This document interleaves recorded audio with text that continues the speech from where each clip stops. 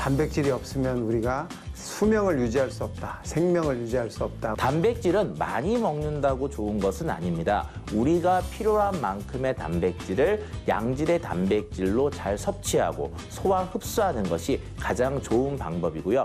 우리 몸의 노화 속도에 관여하는 단백질. 100세 시대 건강의 비밀이 단백질에 달려 있습니다. 너무 그냥 무릎에서 열이 나고 아파가지고 쑤시고 아파서 견딜 수가 없어요. 슬슬 이마에 주름도 가는 것 같고 이제 이렇게 피부가 고민이. 우리 몸의 필수 영양소 단백질. 노화를 늦추고 건강을 지키기 위해선 어떤 단백질을 어떻게 먹어야 하는 걸까요? 100세 시대 건강의 비밀. 단백질에서 그 해답을 찾아봅니다.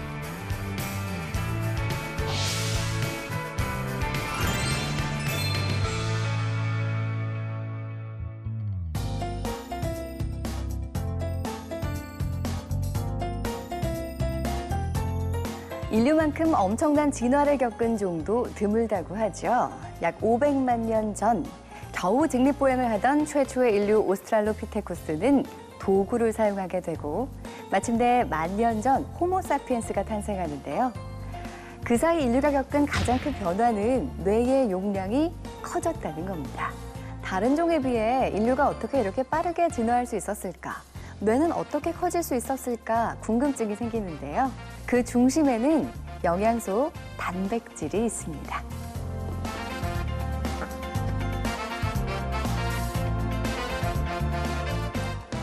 인류는 사냥을 하거나 죽은 동물을 주워 먹음으로써 고기나 생선 등의 고단백질식을 섭취해 왔는데요.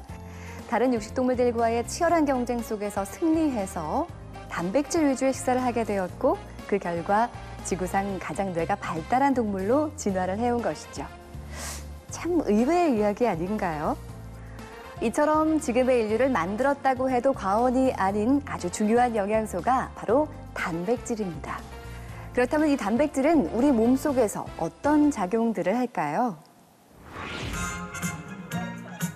흥겨운 음악이 흐르는 이곳은 50대 이상의 시니어 모델들을 교육하고 양성하는 수업 현장입니다. 이곳 시니어 모델들은 다양한 활동을 통해 활력 넘치는 노년을 보내고 있죠. 일단은 자신감이 생기고요. 그다음에 표정도 밝아지고 자세도 좋아지고. 내 생활에 새로운 활력소를 주는 것 같아요. 뭔지 몰라도 새로운 그런 것들이 있는 것 같아요. 이들이 늦은 나이에도 모델에 도전할 수 있는 밑거름은 건강하기 때문이죠. 저 같은 경우에는 제가 지금 60세이신데 남들보다 한 5, 6년은 젊다고들 평을 해주세요. 저는 제 피부 건강 좋다고 자부합니다. 얼마만큼이라고 딱 수치적으로 얘기할 수는 없지만 다른 사람 볼 때 나는 조금 더 피부가 좋은가 보다 이런 생각하고 있어요.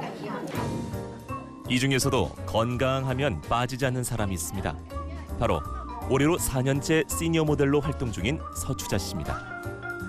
수업을 듣는 사람 가운데 최고령이지만 5, 60대 모델에 비해도 뒤처지지 않는 활력을 자랑하는 그녀. 서추자 씨의 나이는 올해 78살입니다. 피부가 뭐 어떻게 관리를 해서 피부가 좋냐고 그런 소리 많이 들었어요. 글쎄요. 저는 참 저를 좋다고 하는 건 우스운 얘기인데 제가 이렇게 제 피부를 봤을 때 굉장히 좀 이렇게 피부가 좋은 것 같아요. 젊고 건강한 몸을 유지하는 특별한 비결이 있는 걸까요? 서추자 씨의 일상을 살펴보기로 했습니다. 매일 아침 서추자 씨의 하루를 여는 시작은 가벼운 운동입니다.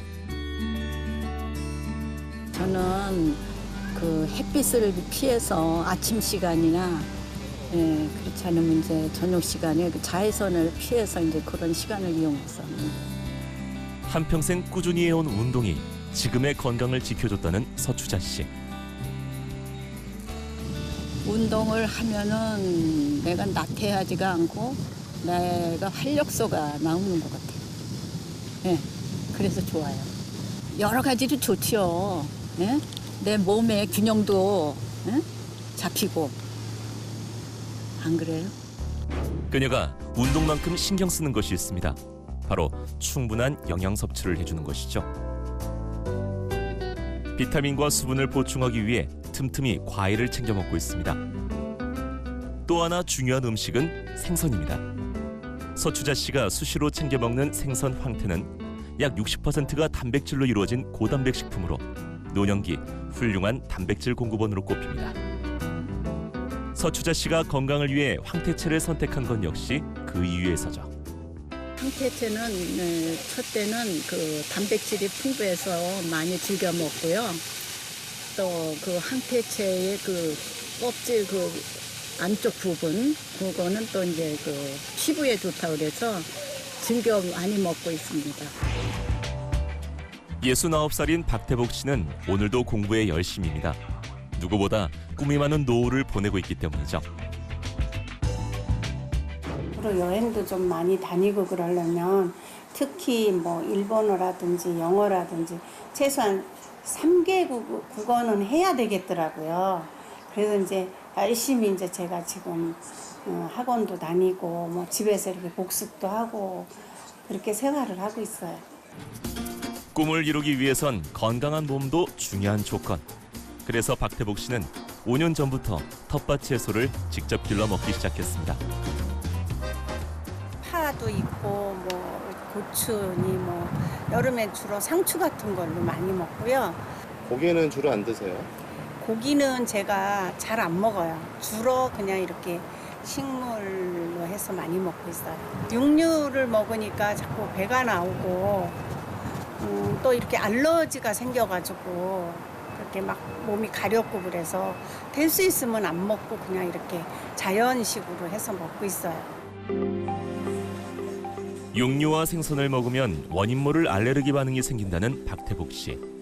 고기를 전혀 먹지 않는 지도 벌써 5년이 다 되어갑니다. 그녀의 식단은 채소 반찬이 전부. 그래도 유기농으로 키워 먹으니 건강엔 좋다고 믿어왔습니다. 하지만 최근 들어 점점 기력이 떨어지는 것을 느끼는 박태복 씨. 매일 하던 집안일에도 금세 무릎과 허리가 쑤셔 힘에 부칩니다. 어깨도 좀 아프고 뭐 다리 같은 데도 좀 아프고 뭐 허리 같은 데도 조금 그런 정도는 좀 아파요. 박태복 씨의 건강에는 어떤 문제가 있는 걸까요? 간단한 검사를 통해 상태를 진단해 보기로 했습니다. 먼저 전문가와의 상담을 통해 평소 식습관과 생활 습관을 진단했습니다. 그리고 체성분 분석을 진행했죠.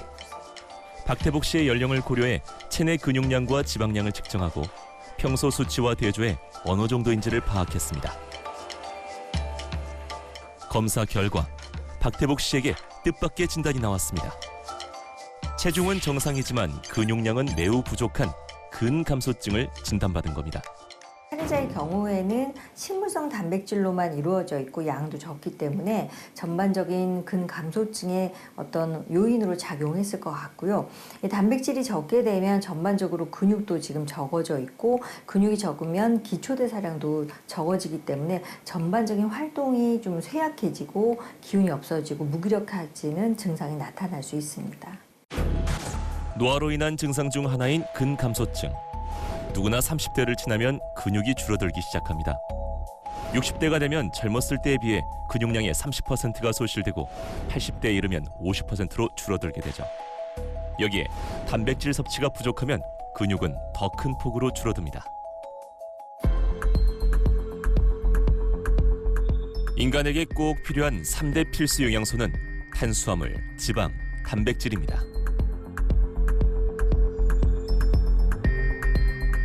일반적으로 탄수화물은 우리 몸에서 에너지로 사용되고 지방은 에너지로 사용된 후 남은 부분이 지방층으로 저장됩니다. 이처럼 에너지원으로서 역할을 하는 탄수화물 지방과는 달리 단백질의 주요 역할은 우리 몸의 구성 성분으로 사용되는 겁니다. 단백질은 우리 몸의 근육은 물론 피부와 머리카락, 뼈 등을 만듭니다. 또한 인체의 기능을 조절하는 효소를 이루고 면역 기능을 담당하기도 하죠. 단백질은 우리가 먹는 대부분의 식품 속에 들어있습니다. 육류나 달걀, 우유 등에는 동물성 단백질이, 콩이나 곡류에는 식물성 단백질이 있죠. 이들 단백질을 구성하는 기본 단위는 아미노산입니다. 체내 단백질이 제 역할을 하기 위해서는 20개의 아미노산이 필요하죠. 그중 비필수 아미노산은 사람의 몸에서 자체 생산이 가능하지만 9가지의 필수 아미노산은 반드시 음식을 통해 섭취해야 합니다.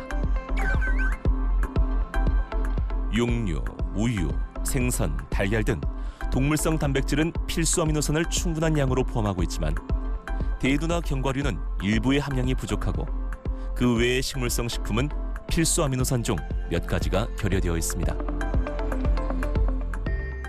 이 필수 아미노산은 반드시 식사 중에 섭취를 해야 되는데 이 필수 아미노산의 구성이 동물성 단백질은 대체로 거의 다 가지고 있는 경우가 많고 식물성 단백질은 필수 아미노산이 부족한 경우들이 있어서 제대로 양질의 단백질을 섭취하려면 동물성 단백질을 반드시 같이 섭취해 주는 게 좋습니다. 그렇다면 어떤 단백질을 먹어야 할까요? 올바른 단백질 섭취로 건강은 물론 동안 피부를 유지하는 주인공을 만났습니다. 올해 나이가 어떻게 되세요? 저요? 정말 말하고 싶지 않지만 이제 제가 71년생이니까 47이죠. 네. 놀랍게도 50대를 바라보는 고문정 씨. 아무래도 지금 나이로는 안 봐주시는 것 같아요. 글쎄요. 좀 동글동글하게 생기고 뭐 나이에 비해 그래도 피부에 뭐 이렇게 잡티가 많은 편이 아니어서 그렇지 않은가 싶은데요. 건강한 젊음을 유지하는 고문정 씨의 비결을 살펴보기로 했습니다. 고문정 씨는 젊은 피부만큼이나 건강에도 자신이 있습니다.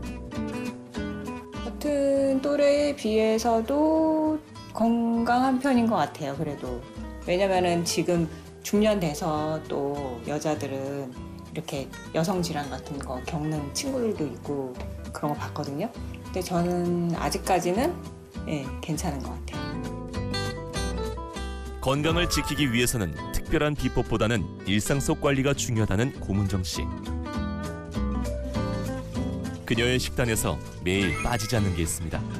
바로 생선입니다. 고등어나 갈치, 삼치 등 다양한 생선을 식단에 포함해서 먹고 있습니다.